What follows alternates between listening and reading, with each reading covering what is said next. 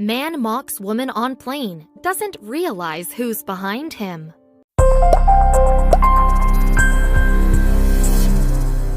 She was trying to fight back the tears, but she just couldn't take it anymore. She couldn't handle it anymore. She looked away and out of the nearby window and tried to calm herself down. But then she heard someone. She turned back to look and saw him standing there, taking her abuser down a notch. What she hadn't realized is that this man was itching to make a move. Savannah Phillips felt like she was a passionate woman. She worked hard both at her job and as a mother. Even with all of the effort she put into her life, she always felt like something in the back of her mind said she wasn't good enough. Whenever she could, Savannah would book a plane seat that had no flyers next to her. Unfortunately for her, today the plane was filled to capacity. She began to feel nervousness overcome her. She tried to breathe, but she never knew what would happen on this plane. Savannah had been battling with her weight for most of her life. Because of her weight, she had heard it all. A lot of people were heartless, and some were just ignorant. Whether intentional or not, it definitely affected her self-esteem. America's population is no stranger to being overweight. It has been a problem for a while now. But a recent development is body shaming. This doesn't help the problem or motivate someone to lose weight. Savannah knew this and had always been sensitive about it, even though she tried to have thicker skin. Savannah didn't fly out of pleasure, she flew out of necessity. She went on many business trips and had to get on them to travel. Even though she hated the cramped cabins, she just had to endure it. She had found a solution to her flying problem. She would book the seats around her so that there wouldn't be anyone around her and she'd be more comfortable and less claustrophobic. Savannah had already booked her ticket, and they had said it was full, but she couldn't help but try again. She got to the gate and asked the check-in assistant if there had been any cancellations. She simply shook her head. Savannah would have to board the packed plane without a spare seat. Savannah's experience with packed planes was never a good one. She looked at the check-in assistant and tried reasoning with them. But she looked at her and said it was just impossible with the number of passengers on the plane. As Savannah made her way to the plane, she could see all of the passengers on either side of her. She already felt like there were eyes on her. She didn't appreciate it and could feel her anxiety slowly rising. She just looked down at her feet and kept repeating, "It'll all be over soon," but she couldn't shake the horrible feeling in her gut. Her instincts told her something would happen. Savannah was now boarding the plane. Seeing the jam-packed cabin, she tried breathing, and as calmly as she could, made her way to her seat. She got to where her seat was, but it was a window seat, and there was a man sitting in the aisle seat of the row. When he saw her waiting, he rolled his eyes and stood up to let her pass. When she shuffled past, he let out a loud sigh, which made all of the calming exercises that she tried redundant. The man sitting next to Savannah was an elderly man wearing bright sunglasses. To say he didn't like overweight people was putting it lightly, and he wanted her to know exactly how he felt about her. He started typing something on his phone. After he typed out his message, he set his screen brightness to full and set his text size to the biggest it could be. He wanted this message to be clear. After it was finished, he moved the screen towards Savannah so she could see it.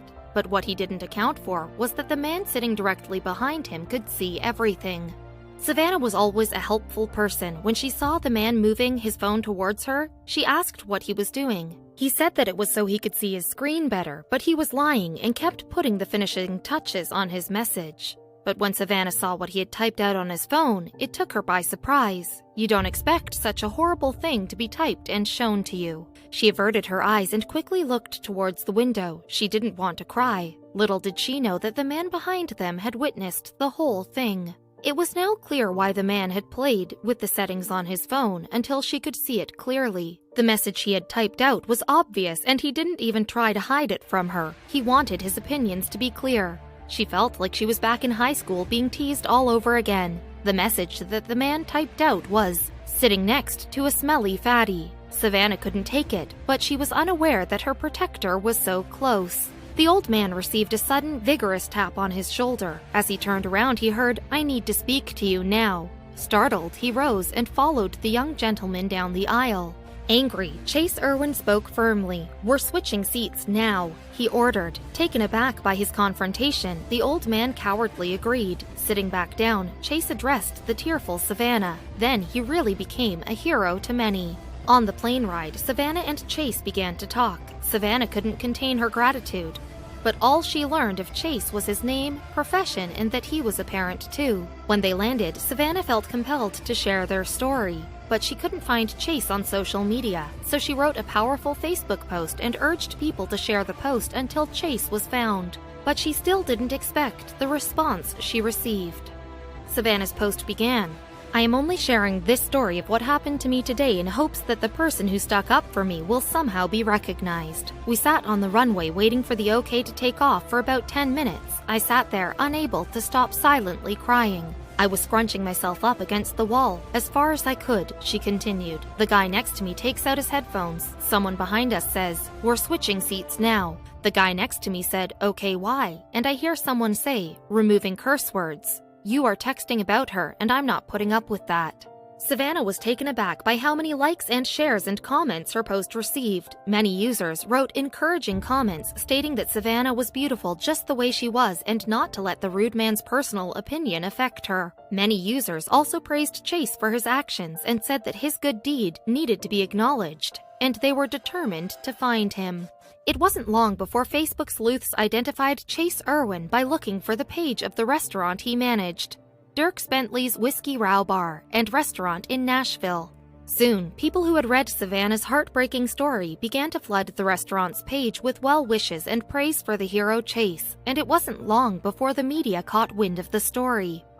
Chase said in an interview with News Channel 5 that he had not approached the stranger and intervened for the publicity. When he saw the texts that Savannah's rude seatmate was writing, something inside of him snapped. "I was going to wait until the end of the flight to say something, but I could not let this guy sit next to her for the whole flight and have her thinking he's making fun of her." Chase said, "It really gets to me deep down when I see someone crying, and when I saw her crying it really hit me hard and I actually got sick to my stomach." Chase had been paying attention to the situation from the very start. He sensed that a situation would unfold as the elderly man was excessively rude to her. As soon as he had seen the text, Chase knew he couldn't let this old man get away with hurting another person so badly, but he had no idea how much of a difference his act of kindness would make. The rude man had written, "Hey babe, sitting next to a smelly fatty, she's overflowing over my armrest, think I'm going to be sick." Chase couldn't believe what he was seeing. "I began noticing her wiping tears and my heart sank," Chase confessed in an interview with Inside Edition. He knew he had to do something. He took a short video of the man on Snapchat and wrote, "This guy, probably mid-50s, just texted his wife that he is sitting next to a smelly fatty and was about to vomit. I watched her read his text and is now looking sad." Deliberating over whether he should confront the man right there and then, he added, "Should I just say something when landing?" Then he decided that he wasn't going to tolerate it. In an interview with local news, Chase mentioned how much he hated discrimination. When he had seen what the elderly man was writing, he had to act on it. But instead of waiting to have a word with him when the plane landed, he called a flight attendant over to let her know what he was about to do.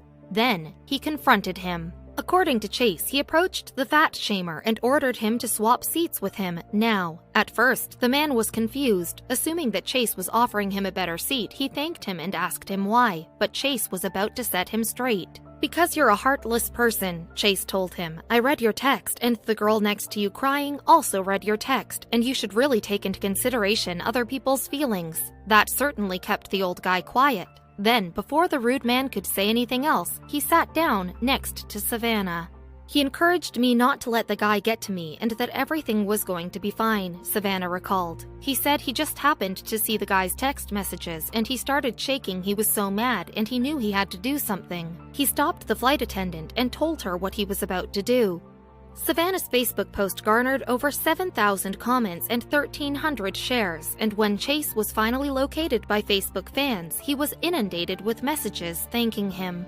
Posting a story about the incident to Facebook, Dierks Whiskey Row said it was so proud to share the story about Chase. "Thank you to everyone who has messaged us regarding this story," the company said. "It has warmed the heart of our entire team." But how does Savannah feel now?